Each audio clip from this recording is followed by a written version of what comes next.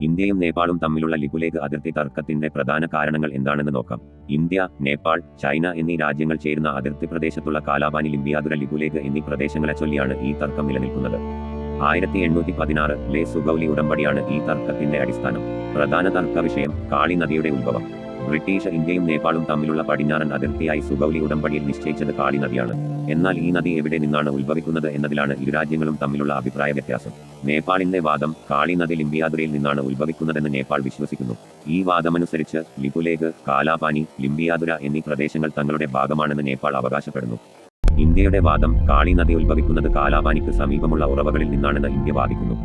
അതിനാൽ ഈ പ്രദേശം ഇന്ത്യയുടെ ഉത്തരാഖണ്ഡ് സംസ്ഥാനത്തിലെ പിത്തോരഗഡ് ജില്ലയുടെ ഭാഗമാണെന്ന് ഇന്ത്യ ഉറച്ചു വിശ്വസിക്കുന്നു.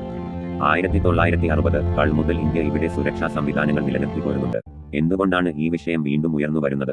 അടിസ്ഥാന സൗകര്യ വികസനം. 2020 മെയ് മാസത്തിൽ കൈലാസ മാനസരോവർ തീർത്ഥാടകർക്കായി ധാർചുല മുതൽ ലിപുലേഖ് പാസ് വരെ ഇന്ത്യ ഒരു റോഡ് നിർമ്മിച്ചു.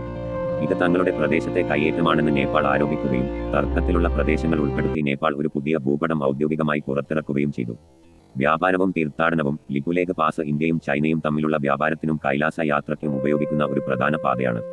നേപ്പാളിന്റെ അനുമതിയില്ലാതെ ഈ പാതയിൽ ഇന്ത്യയും ചൈനയും തീരുമാനങ്ങൾ എടുക്കുന്നത് ഇരുരാജ്യങ്ങളും തമ്മിലുള്ള നയതന്ത്ര ബന്ധത്തിൽ ഉരസലുകൾക്ക് കാരണമാകാറുണ്ട്.